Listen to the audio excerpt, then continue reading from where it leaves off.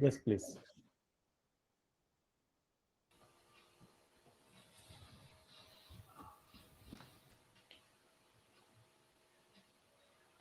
A very good morning to one and all gathered here. We are all gathered here for our second session of the Impact Lecture Series. Prayer should be the key of the day and the lock of the night. Now, I call upon Harsha, the Creativity Head of IIC, to lead us with a small prayer.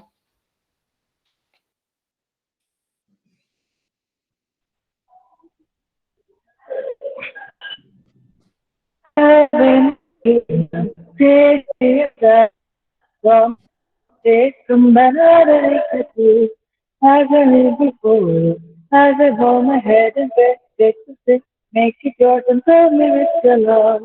Heaven, a dream, take a plan, don't take some banana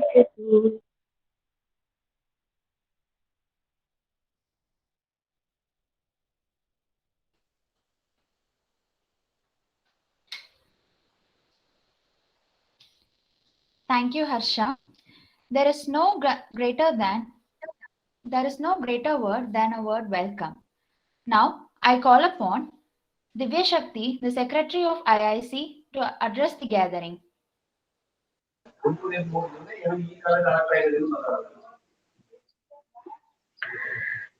Good morning to one and all present here.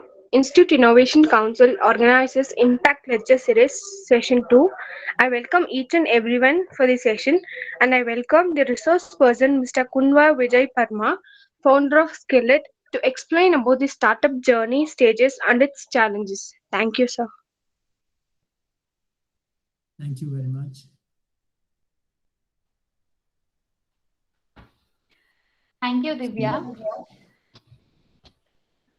Now, I request Shivalingam sir to give a small hint about our IIC.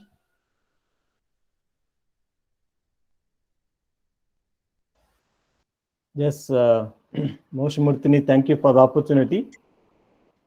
It is again a great day for us connected to this Institution Innovation Council lecture series 2 we are going to have today. Before that, as I just wanted to share some of the information connected to our college and also IIC. Our college started in the year 1966. A few years before, we have celebrated our Golden Jubilee. Our college mainly started to give education to the rural area of Nilgiri, particularly women, students. So I think many students have graduated from our college, and connected to our Institution Innovation Council, we have established in the year 2018, as we have received a communication from Ministry of HRD that time,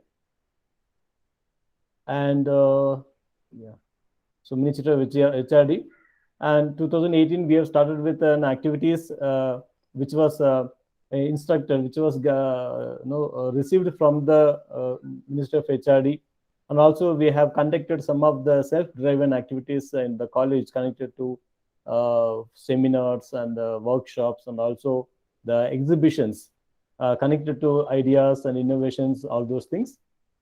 Based on that, IIC, that is Ministry of HRD, they have given us a 3-star out of 5-star ranking for the first year 18-19, and then we have started our activities, whatever possible from our side, and also particularly connected to our area, we could organize some of the seminars and also the field visit to various fields in the particularly agri industries. So agricultural field like that we have visited, and 2019 1920 college, we have received a 2-star ranking.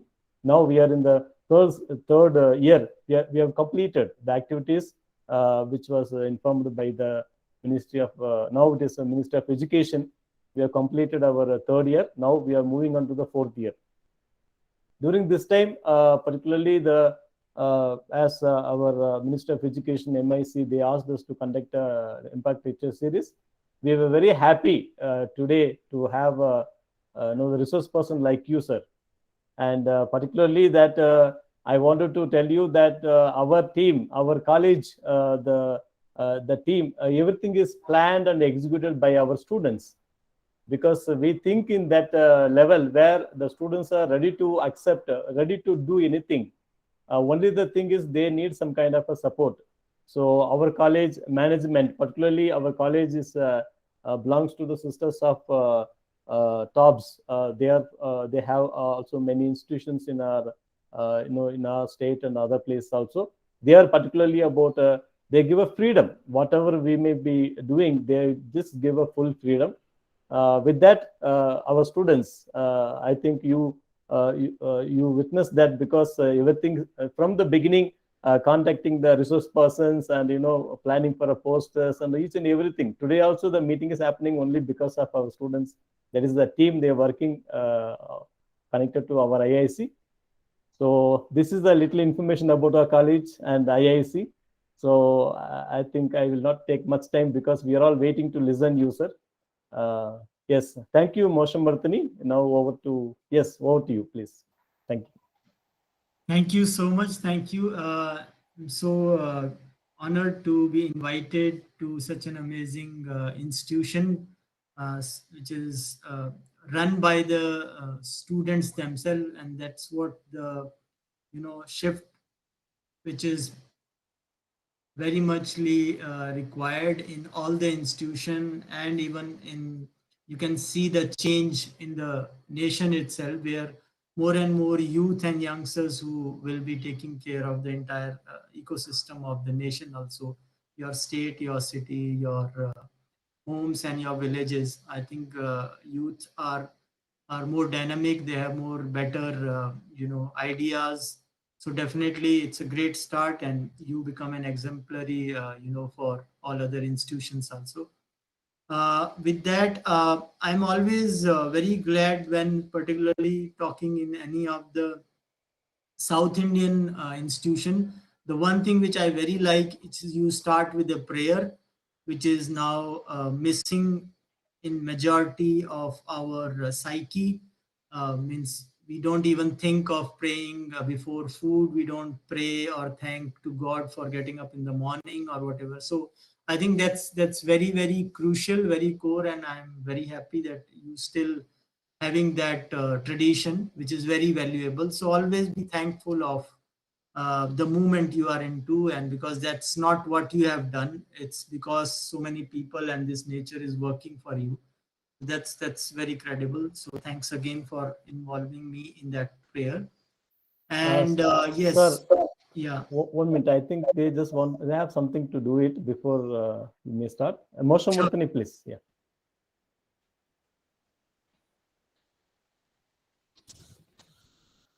Thank you so much, sir. Actually, we are following the agenda. So now it is time to introduce our resource person for today's session. Now I call upon Kaushika, the offsite head, to introduce our today's resource person. Good morning, everyone. I take pride in introducing our resource person for today, Mr. Kunvar Vijay Parmar, founder of Skill EIT. Skill EIT is the brand name of Vividian Solutions Private Limited, an ed-tech startup recognized by the Government of India as a startup, and due to its innovative games, the startup has also been granted tax exemption under the Tax Startup India scheme. He is nominated Innovation Ambassador Expert by IIC Institutions Innovation Council, Ministry of Education. He is a social entrepreneur who launched India's first farm tourism startup. He also innovated world's first startup game and program. We are all eagerly waiting for your session, sir. We are waiting very enthusiastically for it. So welcome you once again, sir. Thank you, Kaushika. And I'll also not take much time. Let's start the session. Let me share.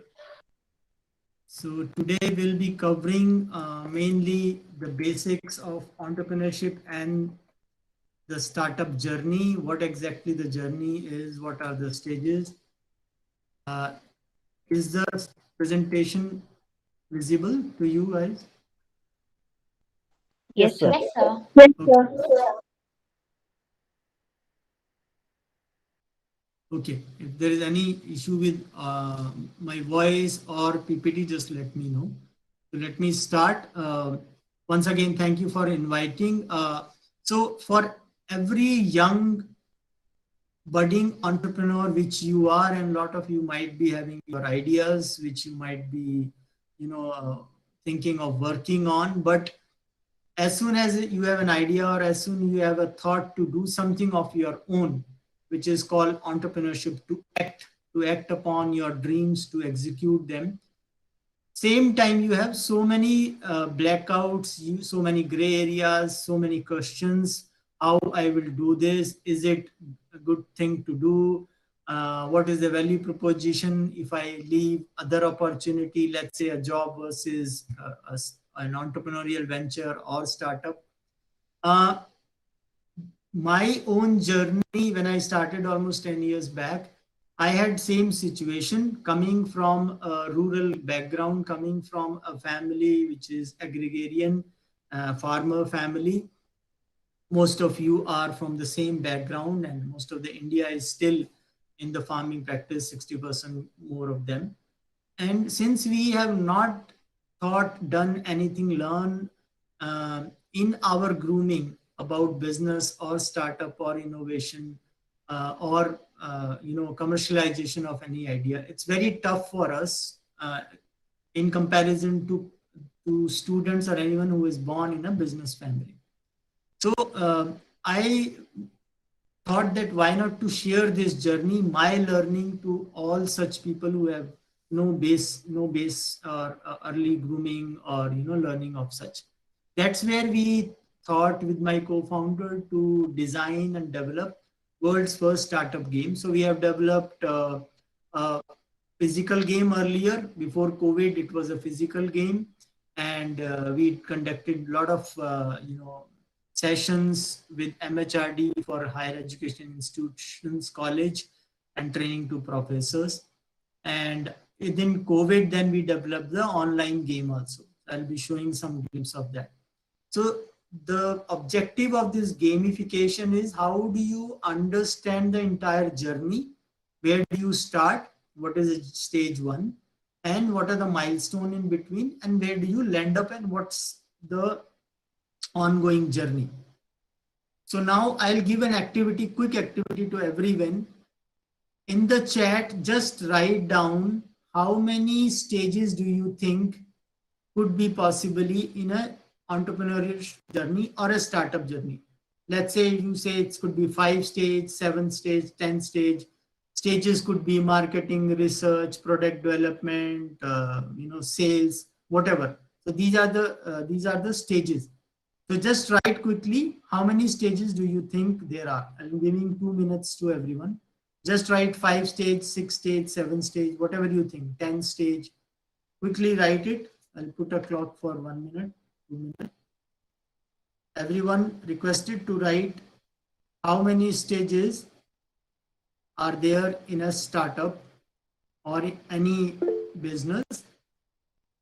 Where do you start? And then you think, are there 7 stage, 8 stage, 10 stage, 12 stage, 15? It could be different for different. There is no right and wrong in it. But just let's see how do you go about it. So you have 1 minute, already 30 seconds gone. Let me stop share to check how you're replying. Okay, 5 stage, 7 stage, good. 5 stage. Yeah, quickly, everyone should contribute. Okay, what is the maximum? 7, 7, 7.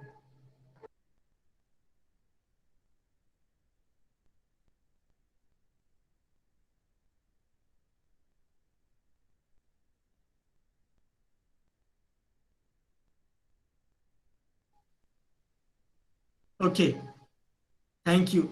So I think maximum is 7, but that's not the point. The point I wanted to put here is that none of us know what exactly are the stages logically. We have a jumbled up, thought process, and we think somebody thinks product should come and then marketing should come and then research, or somebody think other way around. Some student thinking they are 6 stage, then you are thinking 7, then you are 5. So that's a very critical point, that every one of us has a different opinion for the journey.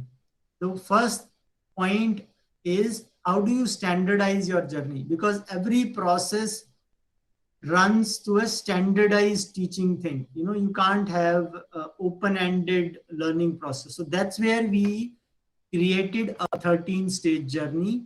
So you can put that entire journey in a logical way. Let me now share my PPT with you. So you will relate it, and I'll tell you how things are connected.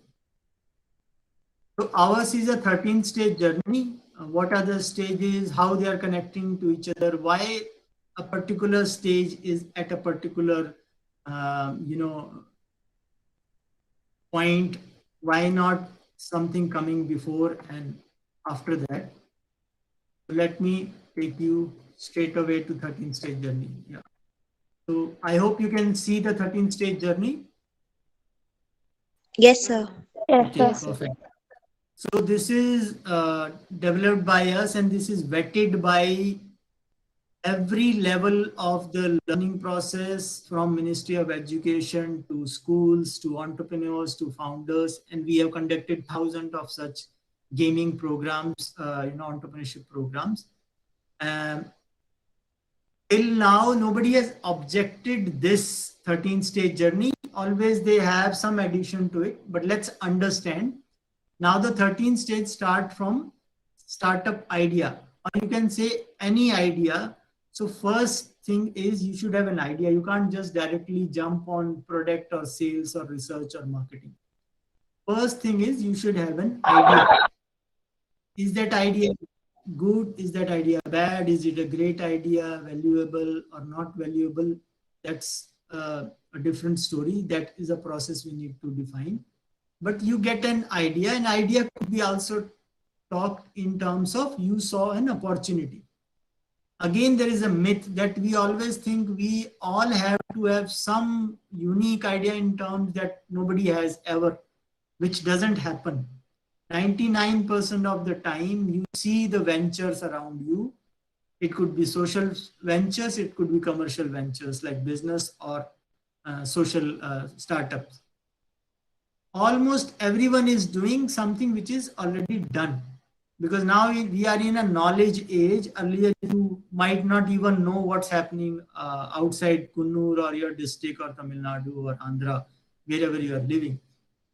But now you know what's globally happening. So you have an idea.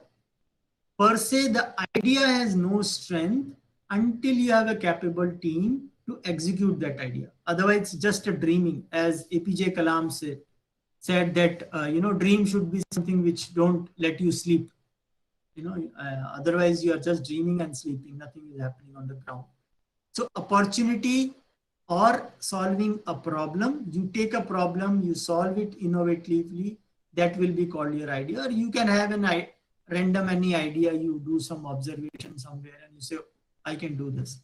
That's the first stage. Then you find a capable team. Again, we have traditional practices. Obviously, we did not have much of options. We always work with our best friends or people who are close to us, relatives and all. And you see there are a lot of problems which happen later on. You find when in your family or generally you talk, your elders, everyone will say, don't do business with your relatives, don't do business with your friends, because it loses friendship and relationship. Why? Actually, the core problem is that when you are working with somebody like you both have same mindset, same skill set. Now, in the journey, there is a gap of skill. Let's say you are a marketing guy, or you are a technology guy, or you are more on operational person, and your friend relative is also almost same. Now, rest of the skills which are required, they are not there. And then you start feeling that I am doing same thing, he is also doing same thing, or we are not putting value to each other. What is the need of second person? And all those things start coming. So the first key of making a team is find out a person who has a complementary skills. To do that, you have to do a skill gap matrix. What is a skill gap matrix? In basic, I can tell you today, but otherwise we can conduct a session. You as a person, you jot down what are your core skills. Second thing, jot down, write down what are the core 3-4 skills required to kickstart your startup or your venture. Now you see what are the gap you have. Do you have all 4 of them? Obviously you can't have. You can have maximum 2. And it is always best to remain with one because that's your key and you work with it and you improve it. Don't work in all other departments your own. Definitely when you're starting you have to work, but you are not the key person for that. Then you find other people who can be co-founders with those skills. So that is a good team. So you can yourself as a team, 2-3 people can execute the first phase of your startup or your venture, because you can't depend on people, ask them to give you money, then you hire people and they will do the job. Then the investor will say, why I would give you, I will hire and I will get it done. I will even hire a person to get it done. So you have to have that core skill and a team which can execute the idea. You can't just say that if I have this, all things, then only I can do it. Then you are not the right person. You should not get into that project or that startup. Okay. So I'm giving my example. Let's say I went into gaming. Per se, I never had any experience of card gaming or technology gaming.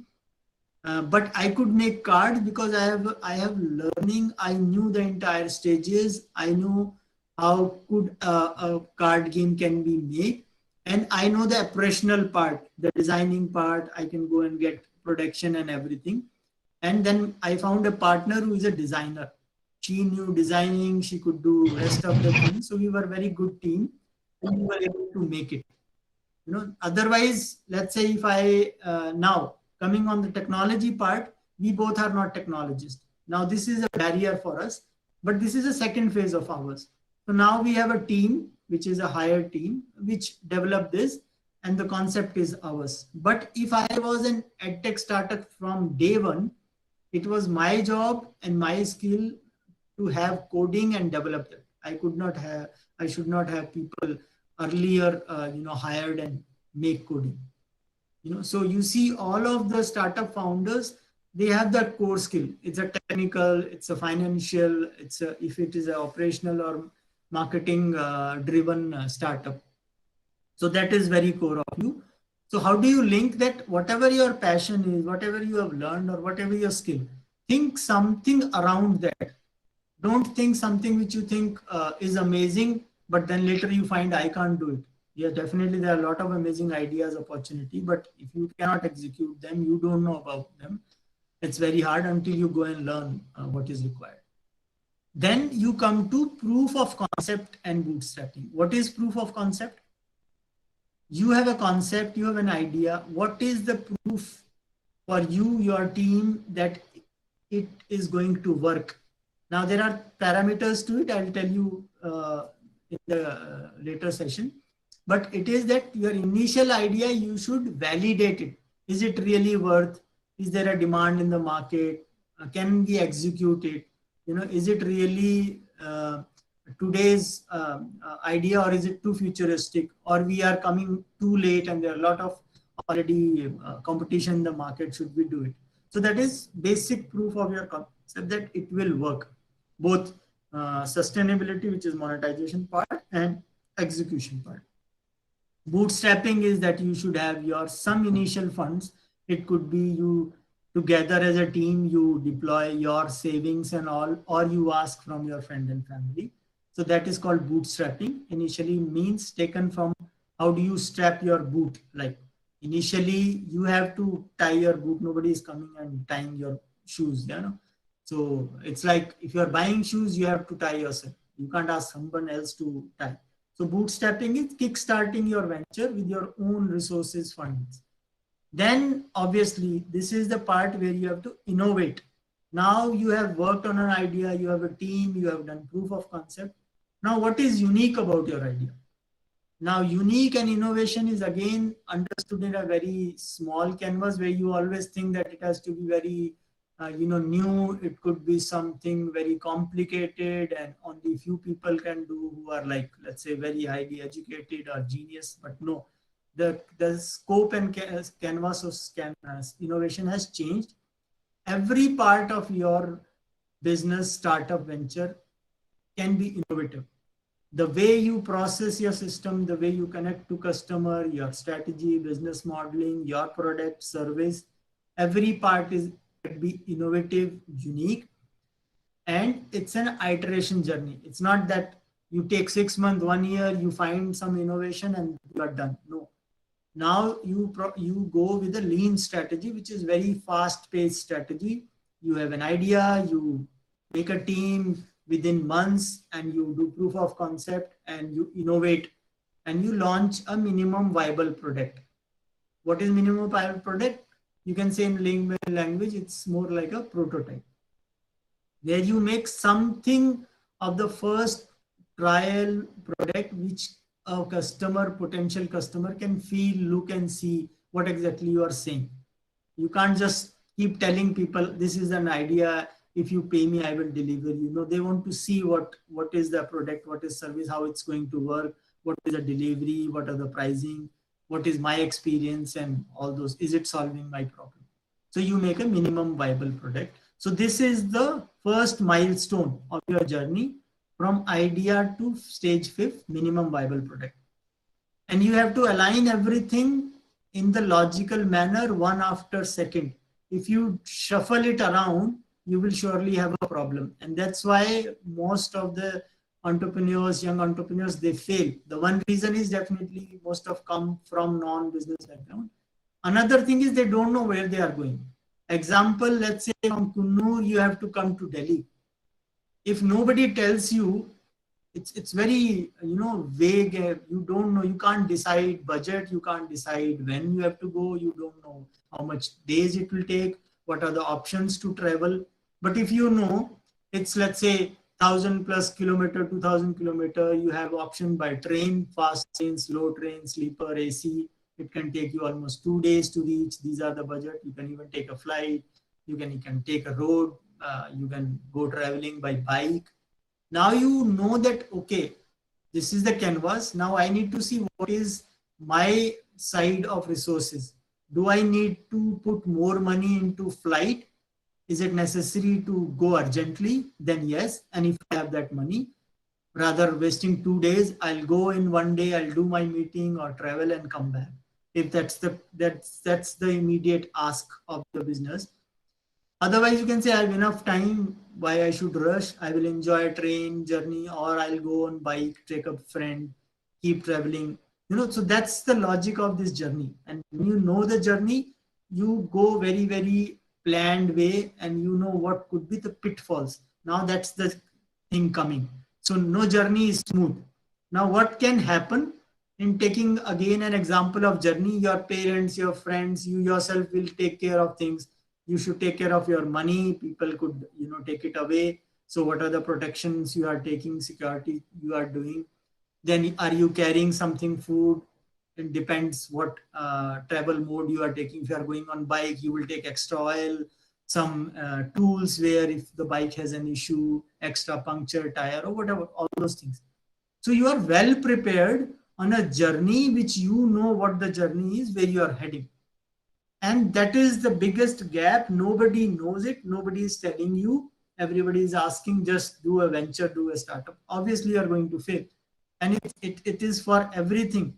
It is even if you are doing agriculture, you can't just start going to field and doing something. You have blackout. You don't know how to do seed, when to give water and all those things. So now comes the 6th part and the challenges of the journey started. that once you form a company, before that you are into your own den, in your house, in your hostel, in your garage. You are just doing the pre-work of ideation, thinking, brainstorming. Should we start? What could we do? And all those things. But once you have created a company, you are legally in the market, you will start facing the standard problem of the market, whatever it is. If you are small, you are big, doesn't matter. You will have these troubles. What are the troubles? Standard 7, 8 troubles, 10 troubles are there. You will have financial issue, you will have management issue, you will have legal issue. How to overcome them? That's again a part of our game, that what things you need to take care, because that is sure they will come. You can't say that I am a startup, I will never have management issue, I will never have financial issue. You will have them, but you should be prepared how to handle them. So that is a 6, 7, 8 stage where you then develop product. After you have minimum viable product, you take to the traction, sustainability, that means sales. Then you go prepare for fundings. Until you have sales, never look for funding, because every funding agency person looks what you have done, what risk you have taken, and do you really have a business which is selling. And then you go to angel investor, give them profitability. Then you go to venture capitalists, which you have heard, like SoftBank. These are PE firms which are funding big startups like Flipkart, Oyo, Ola, Paytm. They are talking about 100 crore, 200 crore, 1000 crore, whatever required, because that's the final journey of scalability. That now you keep scaling from 1 city to 10 city to entire nation to a region like Europe, and then global. So these are the 13 stages which you follow step by step. You definitely have a very smooth and very great, robust journey. I hope that's quite clear for now. Any questions you can take at the end of the session, or you can write in the chat, I'll take. Now, I've already given you, I'll just take you quickly through this. Startup idea, all of you know what startup idea is, but there is a definition which I love very, very much, and which is very clear. What exactly a startup idea is, what it should have in it.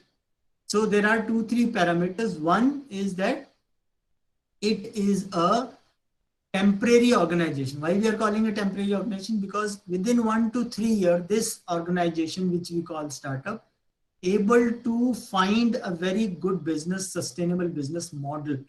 That yes, this is working, this is not working, this product is selling good, this product need more enhancement, these we can let it go because there is no demand. So that temporary organization has to come out of that phase within 3 years. Now you call Facebook, Oyo, Ola a startup, but they are no more startup. But they started as startup. That's why we are calling. Otherwise, they are fully a corporate organizations now, where thousands of people are working, right?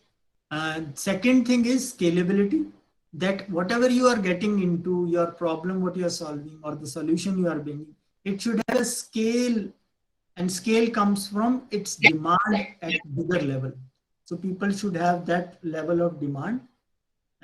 That's where the scalability comes. It should not be for 1,000, 5,000, 10,000 people. It should be for lakhs and millions. That's the scalability. And finally, recurring business model. You should keep getting demand, sales on your product, or you should be able to come with new innovative products, and the demand should keep coming. So these are the 3 key of startup idea, right? Even if I now ask everyone, and we have talked to so many professors and experts, everyone defines startup entrepreneurship differently. That's again creating a confusion. So maybe you can take this, because it tells you exactly what you should have in your startup business. These 3 elements. Remember, you are a temporary organization which has to become a very big corporate tomorrow. You should have scalability factor, and your business model should be recurring. Then idea generation, problem statement, idea validation. These are 3 critical things. That how do you generate idea, your team, and you should have always something unique. We do a flowering of idea innovation technique. Now, what is the difference and what is specialty about it? It's again our trademark. Generally, what we do, we see a problem, we come out with one option, one solution, let's say now if I ask anyone a problem, let's say garbage problem, education problem, most of you will always say, I'll make an app. I'll make an app. Everyone is saying we will make some technology, but that's not the point. You don't know why you want to make technology, because everyone other is making app and they are selling more into technology. You also think making an app is a startup or an innovation. By flowering of ideas, we help you create 25 solutions, 25 unique solutions, innovative solutions. From them, you have to choose top 3, 4, 5, which you think, again through a process, we filter them. And now we work on those 3, 4, 5 ideas until we find which is the best fit. So that's the process of innovation. You can't innovate on a journey or a process which you have already crossed, that this is the only house I will work, this is the only window I am going to work. So for innovation, for creative thinking, for ideation, for out of box thinking, you have to break your box, you have to go out of the box. That means no frame, open up, let your mind give you crazy, simple, difficult, complex, all kind of ideas, and then you sit on them with idea generation strategy which fits best. Second is understanding the problem statement. So how do you understand a problem? Again, a issue. Let's say you think garbage is a problem and you talk to your friends and you say, let's start solving this. The problem is that you have taken a wrong path because you have not worked to understand the problem. You think you know the problem and you jumped on creating an idea or a solution. The best part of the most of the great startup is that they worked long time to understand the problem, and then they started thinking of a solution. So if you go to a doctor, he just doesn't give you, directly, if he sees you having a fever and he give you fever medicine. No, he diagnoses you because fever is a generic problem. Why fever is happening, how much long it has been happening, what is the cause, he will diagnose, he will take some scans and everything. And we a lot of time feel why they are, asking us to pay so much. You can just give me a tablet. And a lot of time we also do, we go to a chemist and get a tablet. And then again, we have a maybe more problem. So that diagnosis of a problem is very important, because until you know the core reason of that problem, it's not linked to your solution. That means there is a de-link, there is a gap, and you think you are bringing a great solution and it's not fit to the market because it's not solving the problem. So I'll give you quickly example. There is a garbage in your street, around your street. I'm happy, and I know when I was there in Kunnur, Uti and all those places, they were very neat and clean, and I hope they are still. But places like Delhi, all major cities and other, even now villages, because of plastic and all. So what could be problem? You think that problem is that government is not working. I think because people are throwing on road. Somebody is saying there are no dustbins. Few people are thinking it's okay, we have to throw it, but somebody is not picking up and he is not coming on daily basis. So what is the solution you will bring? You don't know, but you will make something on your own head that, okay, I'll start something. Maybe I put a, recycling plant and it will solve. But you don't know if that garbage is coming to you free of cost, or you have to pay it, or even you have to have go and convince people and government to give that garbage to you. And this is the real time failures of a lot of startup which did same.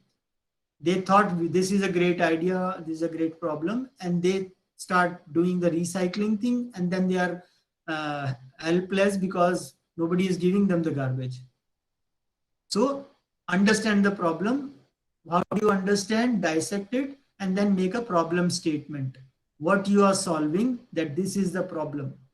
And then you will say garbage is a problem because maybe people are not educated. Maybe they are not willing to change. Maybe there are dustbins. The dustbins are not placed at the right position. So one specific point, what exactly you are solving. So garbage is not a problem. Now you are solving the underlying problem, that we will only work on educating people. Once we educate them, other things will fall in line. So your solution changing from recycling plant to an educational startup.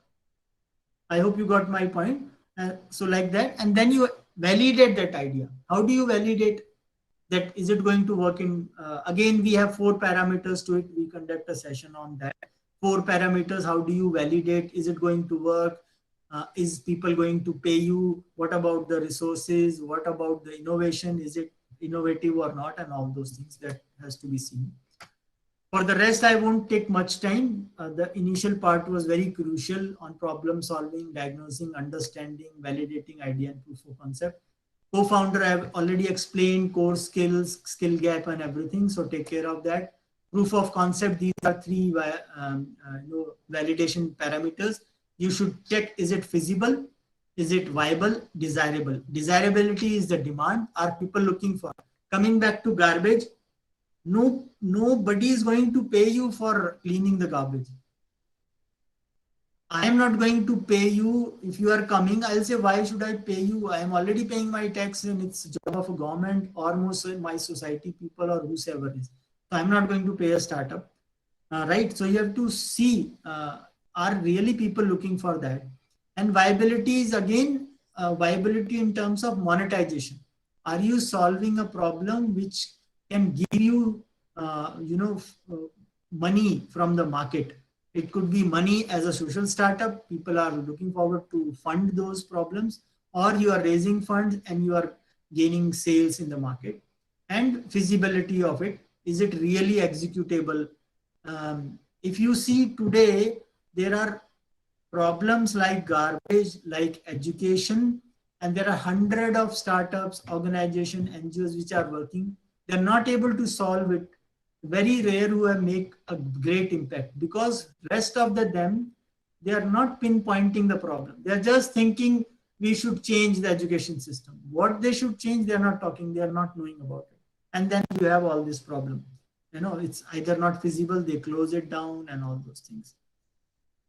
Adding to this, when we started this organization, Skillit and Vivitan, entrepreneurship programs, we were the first of the startup. There are no startups like us, and we had a very innovative approach to gamify the learning. Now, our problem is not that should people be taught entrepreneurship or there is no entrepreneurship in school and college. No, we found that problem is that students are not excited. They don't have any tool to get excited about this subject. Once they get excited, then they will do rest of the thing themselves. So our problem is that it's not that entrepreneurship is not taught. It is taught from last 50 years. It could be taught in way of skill development and all, but there are institutions who are teaching from national level to state level. But nobody is teaching in the way it should be taught, or it should be exciting. All are doing same classroom setup, making books and asking. Entrepreneurship is like swimming. You can't give book to learn swimming. You have to bring them to the pool. You have to excite them to go to the swimming pool. You have to ask them to jump. You can't jump in place of them. Yes, you can give them jackets. You can ask them to jump in level 1, which is low pool. Then you go a little in the deep pool. Don't go. And all those tips, guidance you give. But how do you excite them that swimming is a great thing? Rather telling them swimming is a great thing, you can start by telling that if you need the best exercise, swimming is the one. Let's go and try one day. So that's the way of excitement. That's where we started, that yes, entrepreneurship teaching is okay, but where is the excitement? How do a student connect? Now, when we go with our games to any college, any institution, it's reverse.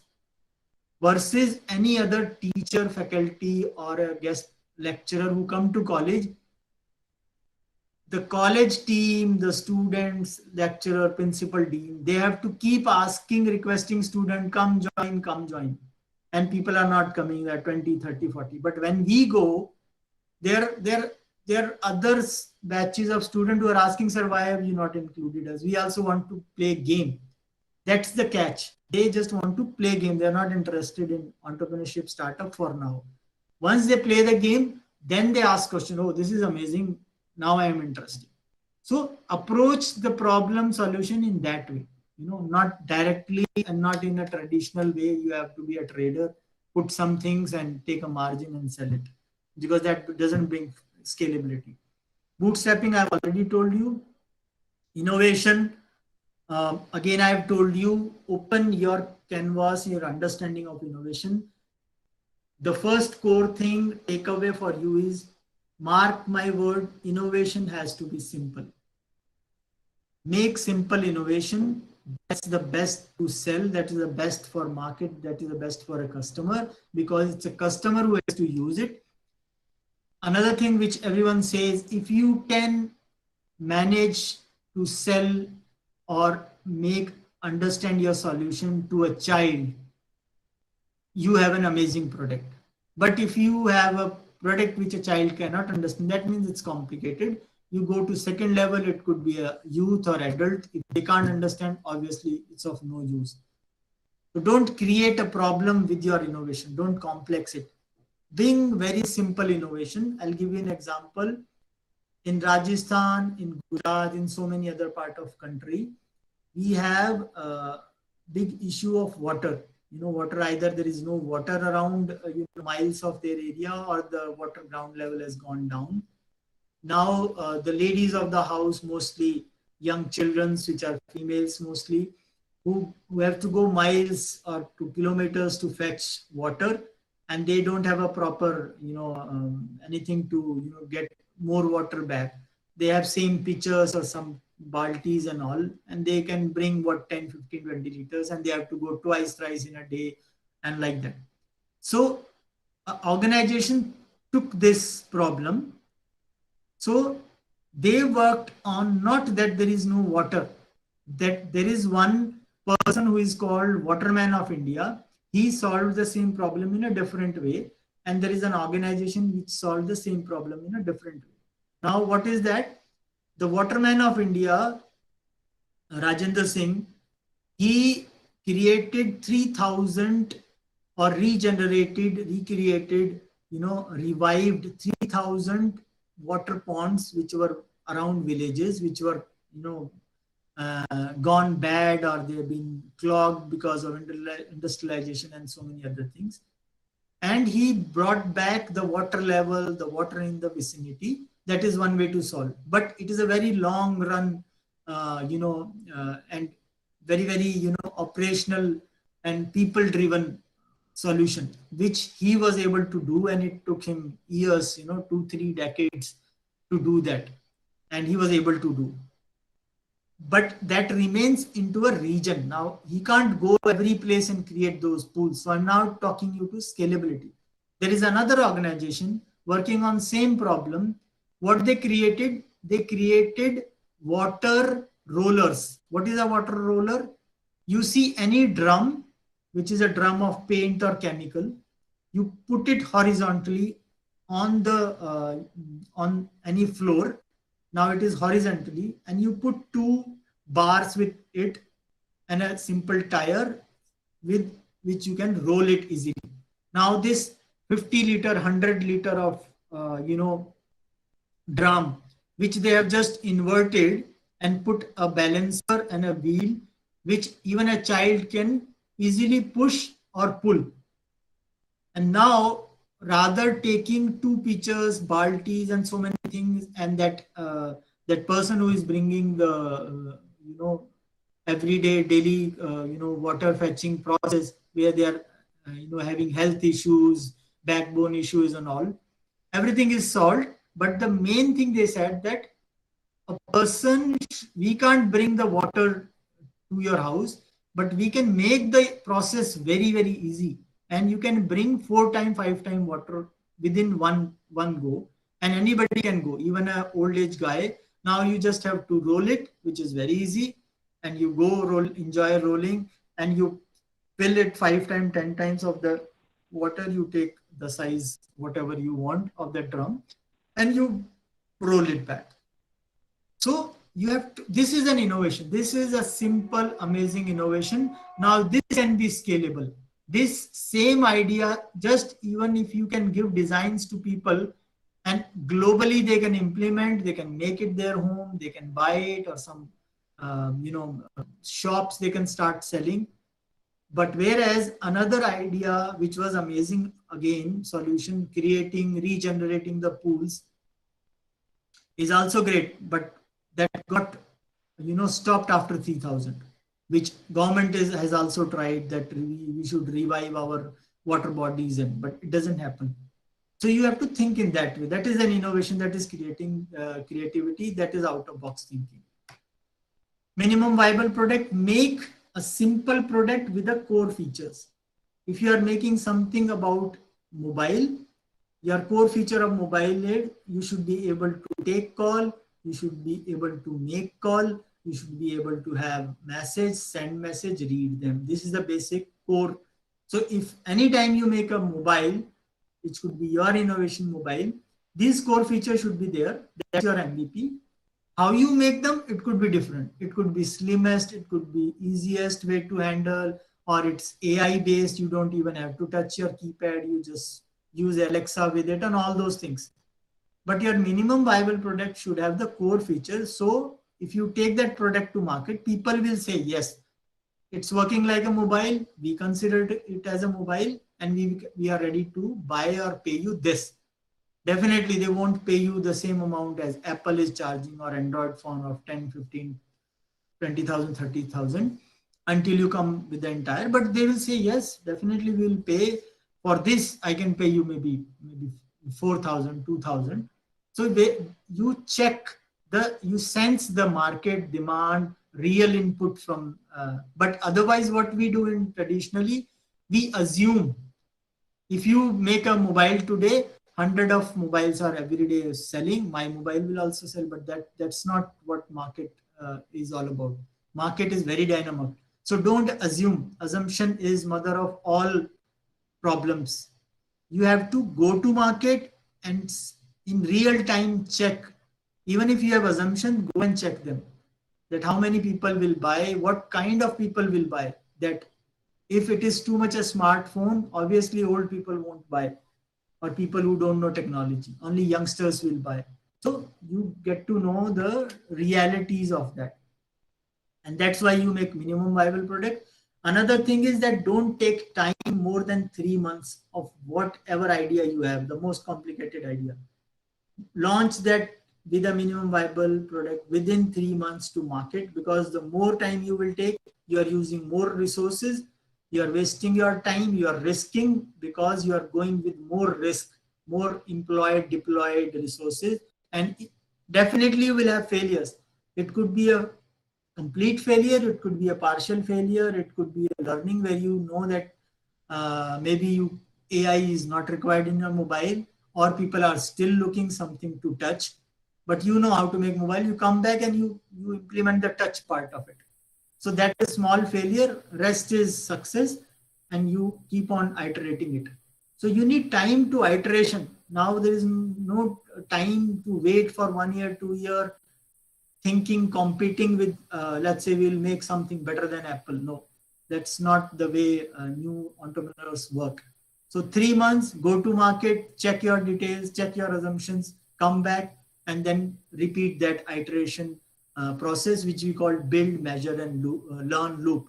You build it, you go in market, you measure the sales, you measure the experience, feedback, features, you come back and you put the learning into it and keep the loop on.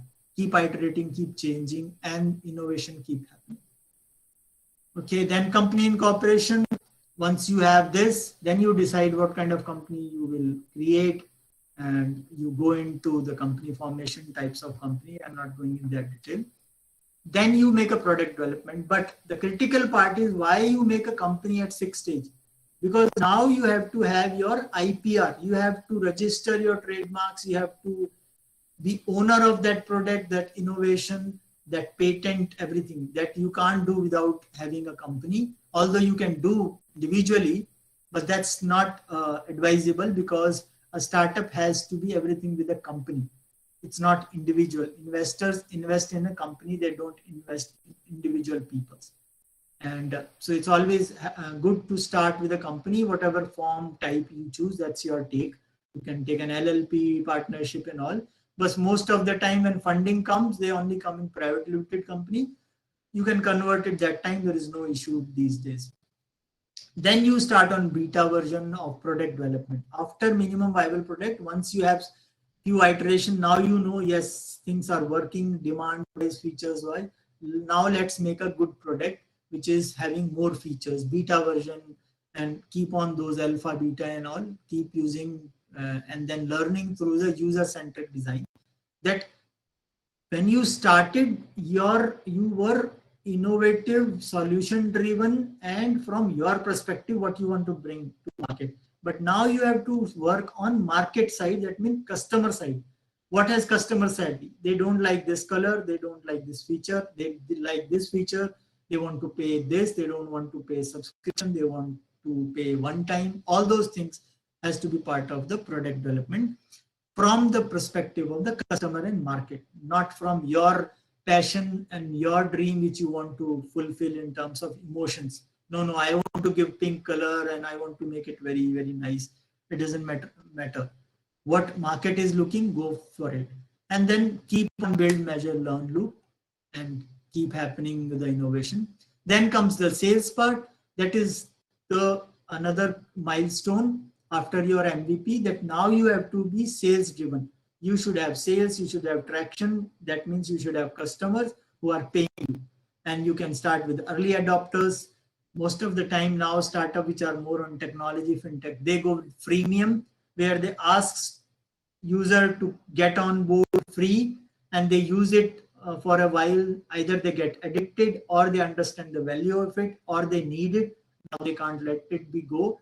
And then you ask money to them and then they start paying you. Almost every startup is doing like that now because it's easy to get more mass and more, but not necessary. You should do that. You have to see if that works for your strategy, because we don't do that. We work in a very different strategy, B2B. I have not done any free lunch in all of my startup. From the day one, it's pay and play because I believe in giving quality. So I want to give high quality. I want people to pay and they respect that payment and we give them the best and we give them more than what we commit. That's the benchmark. So we commit less, we deliver more. That's create a value for us. And the number of active users and how many sales weekly, monthly, and that is all coming under traction. Once you have traction, then only you are ready to start looking for funding. Another big thing we have seen in every college, everywhere, even professor, sir, tell about funding. There's no point about funding. Nobody is going to fund. Why will you give me 10 rupees if you don't see my business selling? So first reach to that space where you are selling 10, 20, doesn't matter. You are profitable, you are not profitable, doesn't matter in startup because it's more about valuation. Obviously you will be in losses initially, but you should sell because that tells to the investor, yes, there is a demand, there are people paying.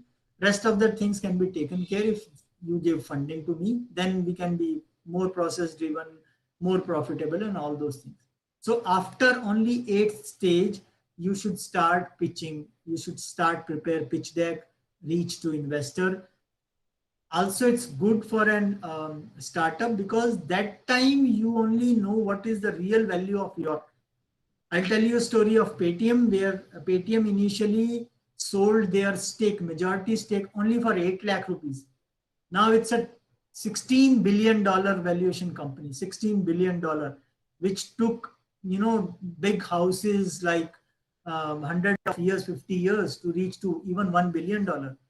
Paytm has done it within 10 years. Ola has done, Oyo, Uber, they're all $1 billion companies. That's the worth of a startup, which you can never do with your job in your entire life. Best of this CEO, until unless you are at the Google CEO, very rare, which are also making $1 billion. In standard, you can't even think of that kind of growth. That's why entrepreneurship is so amazing. And it makes you so amazing person also, overall development. You are learning so much. Otherwise, in a job and career, you are just in one line, marketing, finance, or whatever, banking, and you just stay with that. There is no other grooming. Although that's not good or bad, we don't judge. We don't say entrepreneurship is good and job is bad, because you can be an entrepreneur in your job also. You can do wonders in that. So there is no comparison, but I'm just giving the value of it. So that time you know what is your value, then you can have very, very clear, negotiation with your investor. No, I feel it's 1 CR. My worth today is 1 crore, and within 5 years I can become 10 crore company. I need 10 lakhs and I will only give you 5.5%. That convincing power will come because you have data, Otherwise it will happen like Paytm. You will get 40% of your company in 8 lakhs, 5 lakh, 10 lakhs, because investor will sense it very fast that you don't know much, and he can sense the future because he's an investor. His job is like that. He knows you can become a great. So definitely he wants to squeeze you more. So go when you are prepared with that. You have numbers and you can negotiate with 2, 3 and take the best deal you have. Otherwise, then you go like a beggar, because you are eagerly waiting to have money, and whatever conditions they put, you have to accept that. Angel investor is one kind of the first investor. Any person who is having a net worth around 2 crore rupees, because they have some extra money, 10, 20, 50 lakh rupees, which they would like to invest. An opportunity for them to create more money for them. So they are not doing any help to you in that terms. You have no obligations. They are there to take your help to increase their money, because if they put that same money in a bank, they'll only get 6% in a year. If otherwise they have to put a FD, which will take 5 years to double up. But a startup can do it 10 times, 50 times. Uber has given, you won't believe, Uber investors got 5,000 times return on their investment. So if I've invested 1 rupee, I'm getting 5,000 rupees now.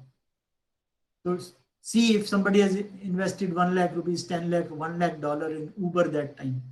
So that's the worth, that's the valuation. Seed funding is one more thing, which could be get from incubation centers, which could get directly from government schemes.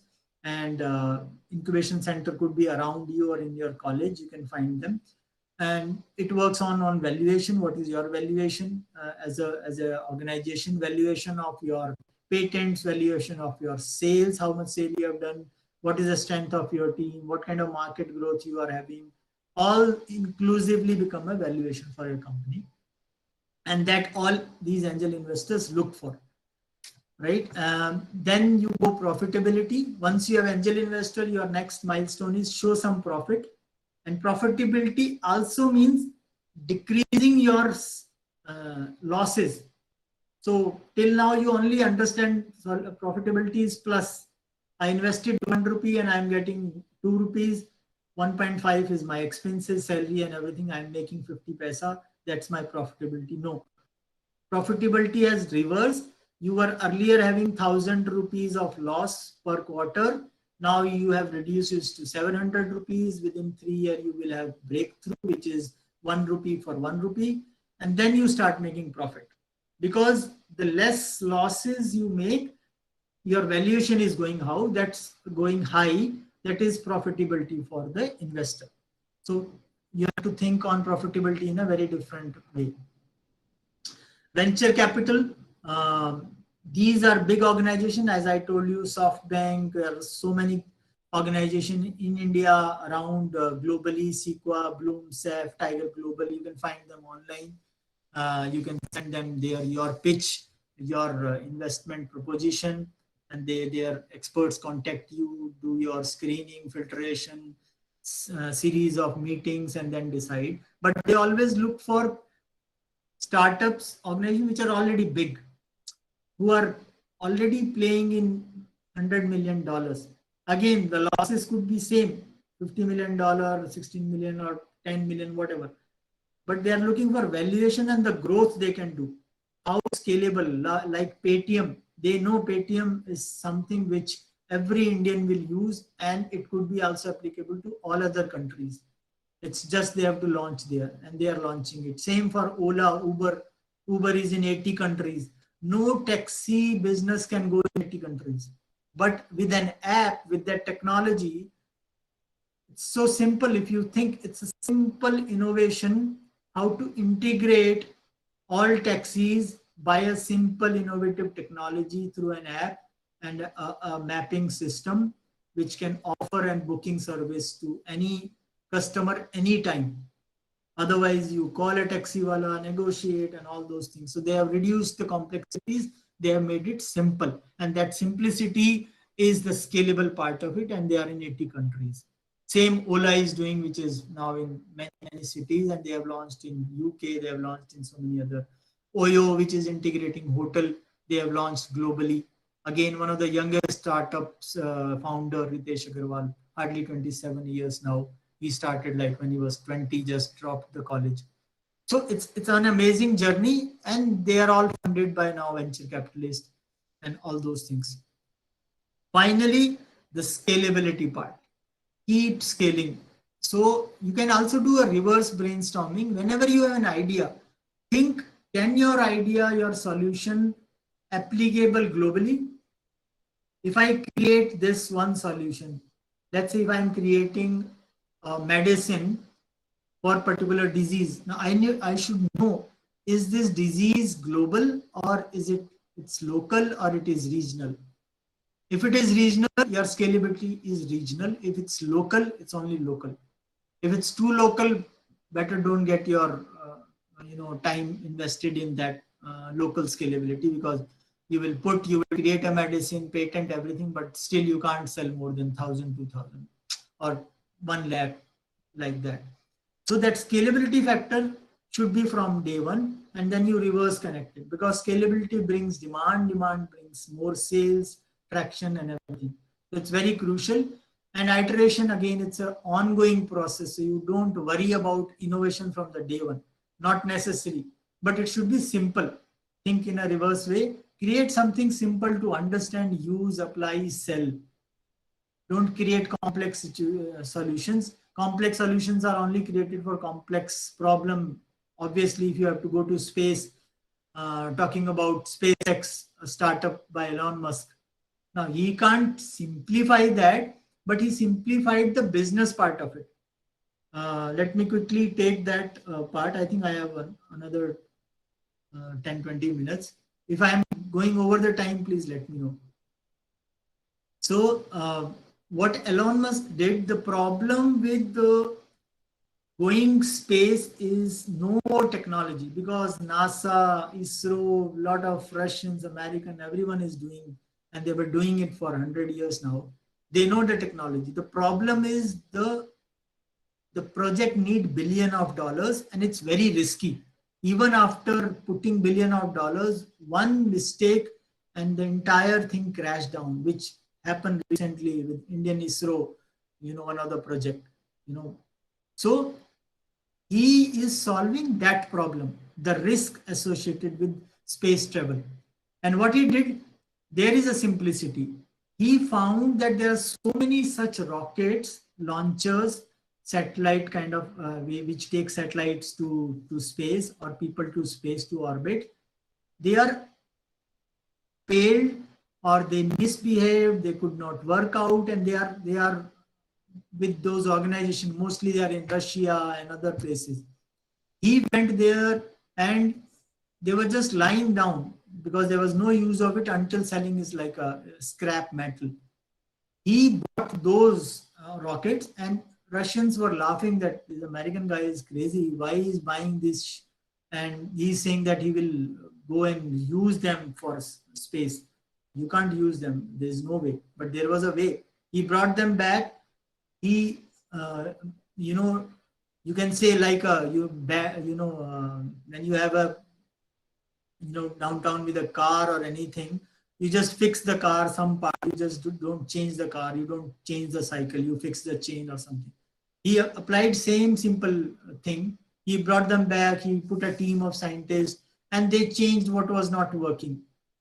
And that became like 10th part of the original cost. And now even if it fails, they have a big chance to have so many experiments.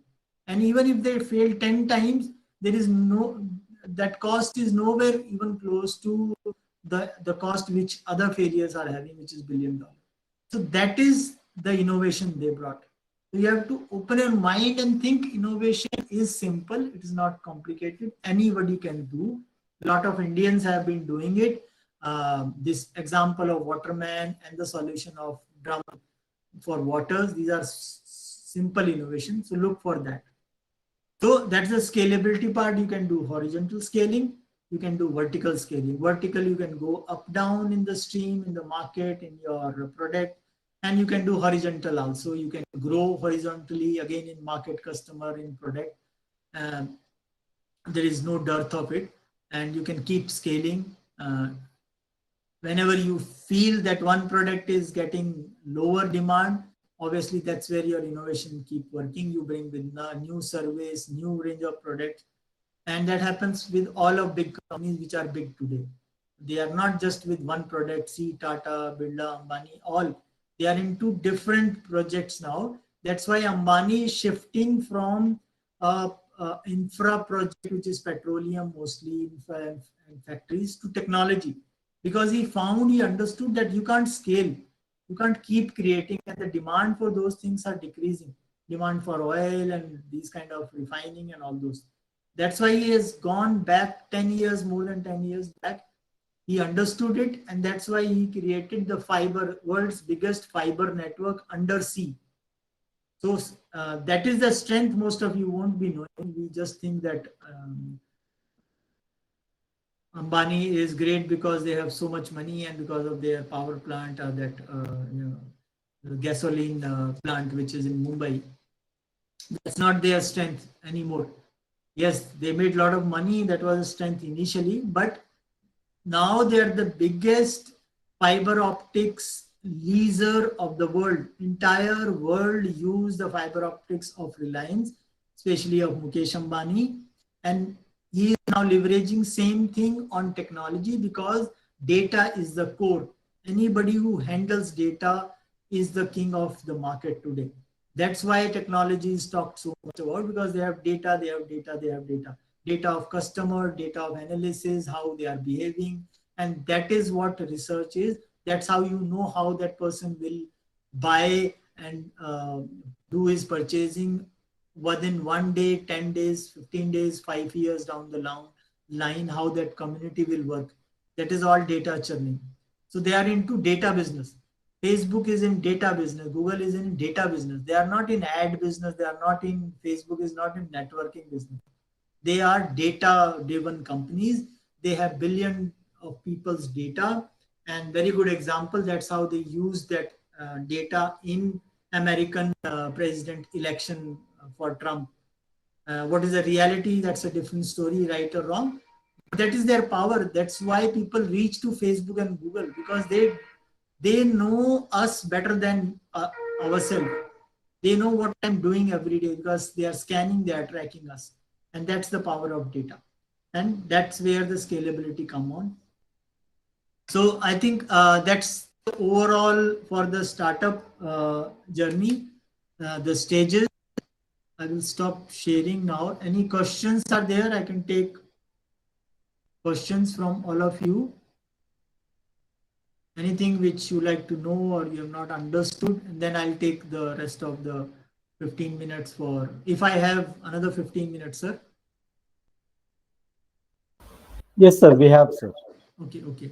So any questions, please put up into the chat, or you can raise your hand, or. Yes, sir. As we are moving to the, yes, I think Lakshmini Arvind, please, you can ask more. Sir, this is Lashmini, sir. Yeah, hi. Yes, ma'am. So the session was very informative and it was thought-provoking, sir. And to sum up, I would like to ask if all you told was about keep innovation simple yet different and more user-friendly, meant for all, sir. Is it so, sir? Exactly. Very good. Okay, You sir. understood it clearly. Thank you, sir. And sir, I would like to keep 2 questions forward, sir. Sure. Sir, you told that it'll be more good and appreciating if we get into the market and then go into the field, sir. Understand the market and go into the field. Exactly. Be in the So, field. It's like, um, again, think from a perspective of a farmer. A farmer cannot have a crop by sitting and ideating in his lab. He can't do anything. He has to go to field. He has to put the seed, and then the market react in terms how the nature is reacting. Is it sometime more rain, sometimes there is no rain, sometimes your power has an issue, sometimes your tool. Actually, market is like that. No farmer can say, even if it is farming for 50 years, that I know foolproof, this is how things will work. No, it doesn't work. Exactly, that's market work like. You never know, and that's the point. You have to be in the market. And that's exactly what you have understood. I'm happy about that. Thank you. yes, sir. I think if since in other fields, be it lawyer or CA, sir, they've got internships. So they will, before going into the business, going to the field, they would be taught of how to go about, sir. So when it comes to startup, sir, if something like internship would be put forward, will it be useful, sir? And it would, I think, it would minimize the loss, sir. Definitely. Um, that's called upskilling. Whatever idea sector you want to go in, it's always wise to work in that sector through an internship or work with someone who understands, who is in the same. Let's say you want to go into technology business or technology startup. Go and work with a technology startup first. Understand, because that's a real learning. But the pitfall with that is, once you go and learn, if you have a mindset of a manager and an employee, you will never come out. You will just go there, you will enjoy the salary. And I'll tell you my experience. When I was in corporate world, my objective was to learn from this Marwadi family. Everything they do on daily basis, why they take that action, which is very weird for us. Let's say I give an example. They never pay anybody on the time. Marwadi will never pay anybody on time. And I could not understand. And for me, it was kind of immoral or unethical. And I was always puzzled. And then I asked one day to my managing director. And he has a very good reply. He said, the money which you have not given today, you have saved that money and you can utilize that for something. So these are very small tricks, but these tricks only works. And again, you can go to a farmer's journey. There is a farmer who is still very bad situation, and there are farmers with same location, same fields. They are very happy. They are more prosperous because they are doing same thing in a different way, putting the same wine in a different bottle. So actually things are very simple, but it's with what perspective you are going. Same happened with the college. When I was in a college, my objective was actually not learning. If my objective was to stood first class, I could have done. But my objective was to make more friends. I'm telling you why I could not become an IITian. Although I'm not sad, I'm more happy I did not become it.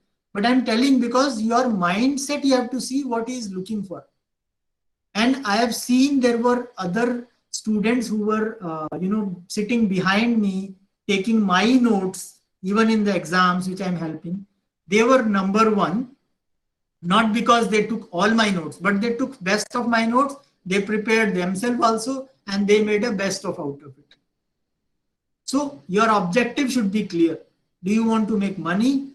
Do you want to make fame? Do you want to solve social problem? Do you want to balance it? Also, I need some fame. I need some money also. You have to be very clear. For me, I'm very clear. I'm a social entrepreneur in and out. I cannot talk money. I am learning it. So my part in my business, in my startup, is to create innovation, bring innovative ideas, think of solutions. My other partner look for marketing. They look for business side of it. I have said, sorry, I don't understand money.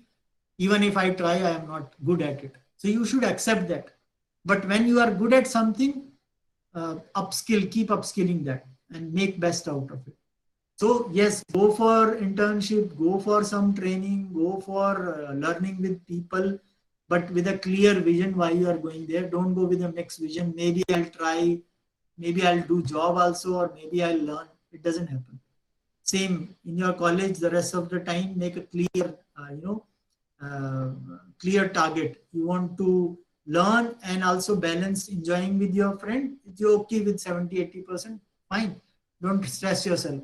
But you want to make friendship tomorrow after college, study best now, top it, go to IIT. Obviously, you will find great friends there also. So I think that clarity is another thing which again came with your discussion. Thank you again. Yeah, over to you. Thank you, sir. And so I also took notes of your talks, sir, the core points. Thank you, sir. So, and for the next question, sir, there are many problems faced by women entrepreneurs, sir. The immobility and standing one-to-one with the men competitors, the family support, the financial help, sir. If suppose I'm going to a bank and I'm asking them for a loan, sir, even though I've got the credit worthiness, it takes time for them to trust a woman and to give money, sir. They think twice when it comes to women, and the responsibility we hold, it makes it even harder for us to start a startup, sir. So what are your thoughts on that, sir? Yeah, so I'll talk from your shoes. When I was in your age, I used to see things in the same way, because that's what my limited knowledge about that subject, and we are coming from a sad perspective of it. The question itself doesn't stand anywhere today. My co-founder, she's obviously a woman, and she's 10 times better than me in all respect, and she has no problem. And I have seen 100 of such. They don't have any problem, and they have same problem which I, as an entrepreneur, as a male, face. The first thing is, it's again your mindset. If you are going with a mindset of, I'll give you a little odd example. If you're going from a socialist mindset, you will always have the same kind of, because your lens is like that. If you are going from any kind of thought process, commercialization or socialist or capitalist, whatever. So your point as a youth, as a student, is keep everything open, be positive. And I will tell you, I used to think like this. I used to think on caste. I used to think on creed. I used to think on my background, because I was always talking about challenges and problems. And then I'm asking same question. Sir, I have this problem. I have this all. But I changed and I start going to people with solution. That's what I changed after my schooling. Within schooling, I just understood it some way. And that's why I was very happy, very great in my business, in my job. In my job, I was handling 3 departments. I was not supposed to. I was in business development manager, Pan India, but I was looking for learning. I was not hiding from problems. My department itself has a lot of problems. So what is your mindset? First, think of that before you question. Again, coming back to now, yes, there is a problem for all gender. It's not female. A person who is coming from a farmer family background like me, we have a problem from farmer mindset, because when I go in city as a farmer, I will face different problem. Same as a farmer and a male, as a farmer, as a female, as a farmer with some community tag on me. You can't have problem-free situation in life. Take that problem as an opportunity. That's what I'm saying. The best part with women is, I will give you a solution, because I like to give solution rather telling you and telling it's not a problem. Yes, there is a problem and there will be a problem. Solution is, woman has such an amazing power, gift from God, that wherever a woman will stand, there will be 1,000 men supporting. It doesn't happen with men. I think sir is smiling on that, which is truth. You know, if I'm a woman, I need $100. I need a place to stay. I need somebody to take me somewhere. Yes, there are risks with it, But for me, if I'm standing on a road, I'm saying for, a ride, I stand for 1 hour, nobody is taking me. I had my accident on road, real life. I was on road for 2 hours, nobody picked me. But if it was a woman, you will find 100 people helping it. So find out your strength, work on strength rather working on what is not with you. And it is for everyone, including a president in the country, to a priest, to a child, to a male, to a caste, everything. I come from a very high-end caste, but I know what problem I face. And there are problems even I can't tell, because other poor caste guy can tell, because yes, he's telling it from ages. But the problem I see is they are not looking for solution. And let me say this last thing, just because we are in entrepreneurship world, innovation, we are not teaching you math, science. I think you learn from a bigger canvas. The best of the business which runs today were the business which were core skill of all these poor caste and people. Leather industry, any service industry, driving a car, being a driver, being a barber. Why they have taken by all others? The best of saloon, best of car taxi companies, best of leather industries, because they were just thinking on a negative side, but they never thought that amazing, we have 100 people in the family, everyone knows how to make great leather, let's make a company and become $1 billion. And people are doing it now. The phase is changing. So my point is, look from a positive side and don't ignore the negative. I'm not saying there is no problem. There will be a problem, but you see from positive side how you can overcome those problems, and also learn on and diagnose, is actually really the problem what you see, or is it just your mind which is telling you? Let's say an example today. Whatever problem you say, there is a problem of religion in India, different religions are fighting. When I see from a perspective, from a political perspective, from any party, either I create that problem bigger because it's my benefit, or I see it in a very bigger canvas. I think some political party is creating. But when I go to my village, there is no problem. Everyone is living happy. That is human being. We actually want to live happy. We are all happy people. It's somebody who come from outside. He create this mess up, and that's what the problem is.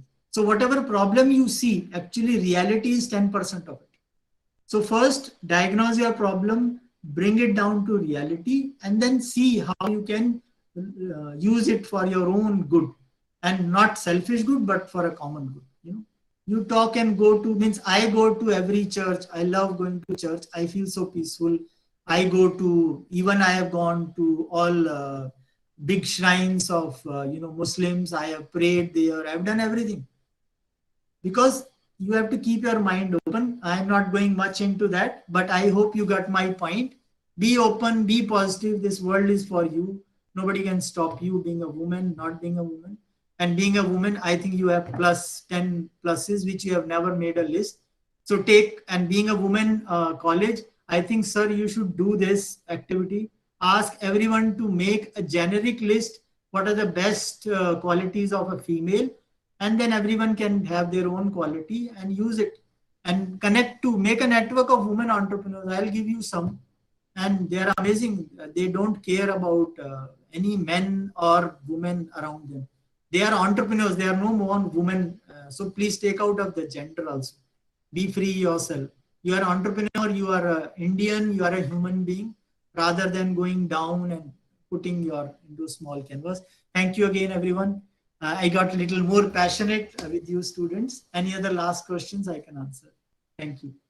Thank you, Yes, sir. I I've got think a we may clear take one or, mindset now, sir. Thank you, sir. we may take one or two questions if you say okay. Anila, I think wanted to ask some question. Yes, sir. Good morning, sir. This is Good Anila morning. here. I have a small problem, sir, and I would love to have a solution for that. Sure. I sell plants online, and during these, I sell plants online, sir. And during these rainy months, not much of customers turn up because they know the plants are already wet. And during the transit, even if the plants are okay and healthy, during the transit, they get decayed. They get wet and they get decayed. So not much of customers turn up. So what am I supposed to do to have a constant flow of income during these months? Very good question and very bad question also. Why good? Because you're talking business. Why bad? Because you're asking me. Another big problem I have seen in India, which I have not seen when I went to Singapore, when I went to other countries, they don't ask solutions for their problem to someone else. Why? Because that one, it makes you dependent, because that's one of the flaw of our grooming up. We are always dependent, mother, father, big brother, or then husband or wife or somebody. That you have to change. That will take you very far. That is one thing. So what you need to do is tell me if you have some solution. I can tell you, is it the right solution? Do you have some solution? Did you thought about it? Sir, maybe I can enrich the quality of my cardboard, sir. See, so first jot down your solution. That just leave this bad habit of asking someone. You have to ask someone something which that person has had. Right? You can go to an investor because he has the money you don't have. That's good. You can't ask him that's I have these 10 problems. Can you solve this? He will say thank you. I will not even give you money. So it's good. You have one solution. Now you can make 10 solutions and try that, because there is no rocket science. I can't give you any rocket science that this is. But yes, my whatever little bit journey I have, I can tell you that this is one thing that make 10, 5 solutions, try them, and also dissect and find what exactly is the problem. Is the sales, or is the season? Is it the water logging? What is the problem? Can you tell me now? Sir, probably it's the water logging, sir. That has not to be probably. You have to first understand what exactly is the problem, then only you will find the right solution. So I think your problem is first is sales, right? You want to have a continuous sale for year around, right? Yes, sir. Why it's not happening? This is one of the reason. This is one of the problem which is stopping, hindering your year around sales for some time, 2 months, 3 months. Now you have to solve this. So maybe you have an optional thing. It could be an optional product. It could be optional. Let's say in these 3 months you stop selling, or with selling plants, you can start giving consultancy. You can start helping other peoples who are having same problem solving there.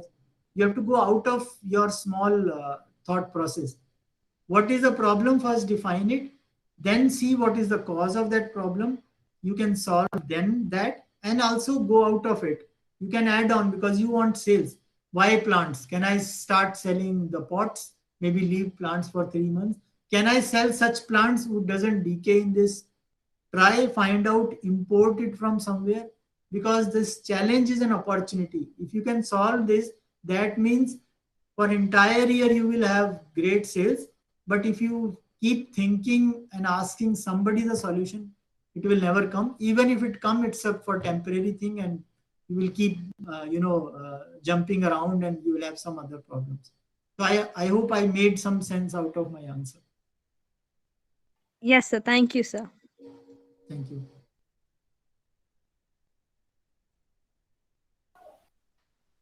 So finally, Yes, sir. I like to, is any other question? I I just think like, we have Sandra. Maybe we can go with her question. Sandra, you wanted to ask some question? Yes, sir. Yeah, Good please. morning, sir. Myself, Sandra. yeah. Sir, my question is that is it right to have a partnership in the starting of a business? During the startup, is it right to have a partnership with a stable company who has passed the stage of startup? Is it a good decision, or is it possible, sir? Yeah, it's very good decision. But is it a good decision or not? That only when we have facts I can tell you. But it's called collaboration. It's called strategic partnership, right? Why you want to partner? So that means why anybody will partner with you. You have to answer that, because I used to look Sure. for such answers in my journey. So point is, you have to create some value for it. You can't depend on someone. That because So when I have an yeah, tell me. when I have a innovated idea, a idea which is really good, when I have a really planned idea for my coming up business, is it possible that time? It is only possible if you have some value. It could be innovative products, but if you have innovative idea, there is no value to that. You should have a product which they don't have, a product which they can sell, or it adds to their basket. So what I was telling, what I mistake did was I was going to some partners. For them, I had no value. Let's say I was thinking to partner with a digital marketing company because they can help me to digital market. But for them, I am not a value, because I am from a very different market. We sell gaming and programs, entrepreneurship program, B2B. But this digital market is B2C. They don't know even ABCD of marketing to institutions. So there is no partnership there. But if I find someone who is digital marketing in B2B in colleges, definitely for him it is a win-win situation. He is already doing marketing, he add on another product, he take commission on that. It's an add-on business.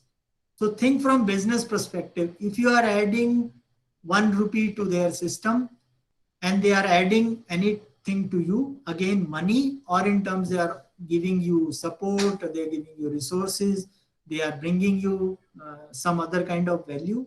And everyone do. From Tata has done 100 of such projects, and they now do every project in partnership. Recently they launched this coffee, Starbucks. So Starbucks is world's one of the best coffee brands. They don't do partnership with anyone, but in India they did, because they knew coming alone, they tried, they could not survive. So they have partnership with alliance with Tata, because Tata has brand, it has emotion with people, and they have their own resources. So yes, only come with a person whom you can handshake with. That means you are at least with their level or up. Either you are bringing something to them, and then you can ask something from them. Otherwise, it's just an assumption. You will waste your time. Thank you so much. So I'll just quickly like to show you part of my game in just 1 minute. I'll show you. Can you see my portal here? Skillet portal. Sir, can you see No, I this? think now only it's coming, sir. I think, yeah, some presentation. Yeah, so Skillet portal. So this is our gaming portal. I'm just showing you this. You can do someday an event in your college. So student can log in from here, and this is the startup IBDA game. These are games and programs. So let's say you log in the startup game, and you. So your screen is not showing, sir. It's not coming. Yeah. Oh, I think it's because of some other issue. Okay, never mind. I'll send you some link. You can see, and that's. I think it's too much time over by mine. Thank you again, everyone. Thank you, sir, and your amazing women team. Create new innovation. Be the change maker of the country, and make your country proud. All the best. Thank you again. Yes, sir. Thank you. Because I can say that we have lots of things to just started in the way you started with the question and asked the students about the various stages in the entrepreneurship and startup thing, and also you said no, it is something which is around 13 steps are there, which is accepted by most of the people. Yes, we do, because it says everything. It is just covered everything. I could see that, and since you also said you have already been to our place, So now I think we feel very close, kind of a relationship with you, and also the way you are connected with the spiritual, that made us to be, so close to our college, because our college is something, the atmosphere is something like that, where we have people are coming to our college, they'll just get into, like that, those kind of atmosphere. And also we invite you, when you coming to our side, you please do visit our college. Sure. And it will be nice. And also we plan for some kind of a thing, and also you support us. Maybe the students, I think our student team, they may ask you for some kind of help, I can say, support, going for it. Sure. Please do support them, and also we will try to have some kind of a continuous collaboration with you people, with your company, if there is a you have anything for us college, particularly college, something somewhere situated near for the rural places. And with that, I think yeah, thank you for your time, sir. It is great. We have also had a very great time with you. Thank you. Yes, Motion Martini. Yes, sir. Thank you so much for your session, sir. The session was more informative, and all those stages you explained us was very clear, sir. So most probably no one will be having any doubts, sir. Thank you so much, sir. Thank you is the most precious present someone could give. Now I call upon Varsha, the president of IIC, to give the vote of thanks.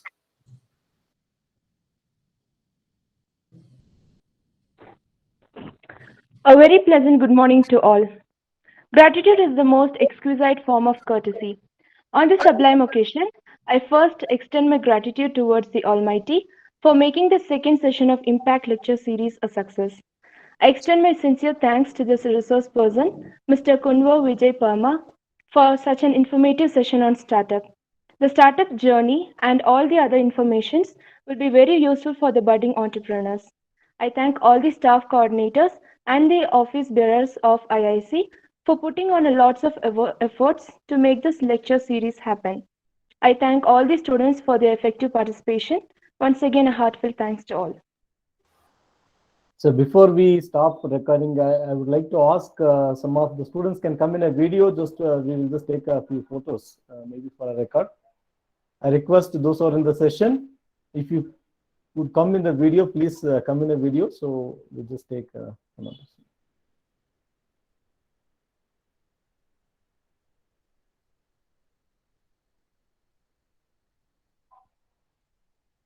Yeah, others may come.